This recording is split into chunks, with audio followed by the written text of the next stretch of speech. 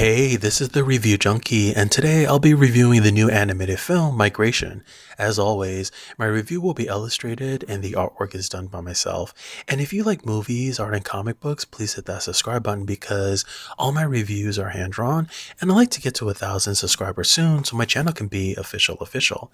This movie stars the voice talents of Kumail Nanjiani, Elizabeth Banks, Tressie Gazal, Casper Jennings, Carol Kane, Danny DeVito, Awkwafina, and Keegan-Michael Key. It is co-directed by Benjamin Renner and Gylo Hamzy, with Renner co-writing the script as well. This is a non-spoiler review, so everything I discuss will have been shown in the trailer. Absolutely no spoilers.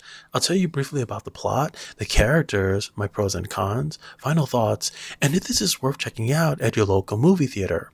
The plot pertains to a family of ducks, which include Mac, Pam, Gwen, and Dax. And I just love these basic names, cute and simple. And if I had a baby, I think I would name it Mac or Dax, something easy to remember and spell. Okay? Okay. So Mac, the father, voiced by Kumail, is really comfortable in his pond. One sunny day, they encounter a flock of other ducks migrating south for the winter, and this pretty much gets the mom and the kids interested in doing the same thing. After some convincing, they finally decide to just do it and go on the trip of a lifetime. And it's only natural birds want to be in warmer tropical weather in the winter, and obviously from the trailer, you can tell they end up getting themselves into interesting situations along the way. So I saw 3 movies the week of Christmas. This, Aquaman, and Anyone But You. And I thought this and Aquaman would be the best, but they ended up being bad to average. So I just want to stress this fact. I'm not the age demographic for this movie, but you can tell from my channel alone that I'm into art, animation, comic books, and so on.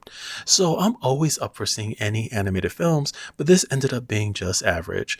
This really is a road trip movie, but up in the sky versus the road. And road trip movies are one of my favorite genres because crazy things are bound to happen, and that makes for good entertainment. So let me tell you what I liked about this movie. I like the animation, the voice acting by the cast, and the message of the film. The animation is stunning, and I like the character designs a lot. It's not groundbreaking because we've seen cute talking ducks in nature before. It's not a sci-fi otherworldly place. And they do such a good job at bringing the fall weather setting to the big screen, and it's captured seamlessly through the use of warm yellow and orange tones. There are tons of details in the feathers and the water, and many times it just looked very real. The actors' facial expressions are captured and seamlessly incorporated into the ducks to really bring the characters to life. There's also one scene in a restaurant with some slow motion shots, and it just highlights even more how amazing the animation really is. You get to soak up all the awesomeness during these shots. The voice actors are great. They all sounded different. They all stood out. And you could really feel their energy and comedy coming through in their delivery. They had tons of personality and brought as much upbeat energy as they could. I like the messages and the themes. It was straightforward. And I like how everything tied up together in a neat little bow in the third act. So my biggest complaints are the pacing, the script, and the lack of entertaining situations to really hold my attention. Even the amazing voice talents could not save this because the script is paper thin. It feels like it was 10 pages that got stretched as far as it could to be as close to 90 minutes as possible. And when this happens, it truly made the 83 minutes feel like 3 hours. It was just never ending. And I just didn't find any of the scenarios the ducks were in to be particularly interesting. And I sensed early on that something was wrong because nothing fascinating was really happening. But I sat there thinking, you know what? Once their road trip starts, all the amazing antics will just follow. Their first encounter with a heron, voiced by Carol Kane, had me hoping maybe the next gag will be better. And when the second gag comes, it was actually rather painful. Awkwafina gets introduced, and they have to meet up with a certain character to get directions. And this whole second act could have been removed, and it would not impact the movie in the least bit. If anything, it may even make the film better. This really felt like a segment dedicated to highlight Awkwafina so the audience can hear her famous comedic low raspy voice. I like her, but she didn't stand out here, and I thought her comedic bits were really meh.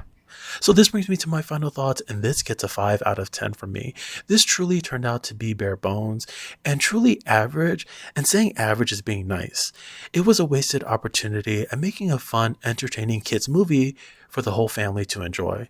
The voice actors deserve better than this, and I think young kids deserve a better movie. If it's a family date and there's nothing else kid-friendly to see in the theaters, then I would suggest checking it out, and the kids may actually enjoy it. But cute ducks alone weren't enough for me. So thank you again for checking out my review. If you like, please subscribe, helps the channel out a lot. Hit that thumbs up button. Feel free to share this with your friends. And if you happen to have a movie you'd like me to review, please let me know. I'd be happy to watch and illustrate it for a future video. Thanks again, and I hope the pictures put a smile on your face.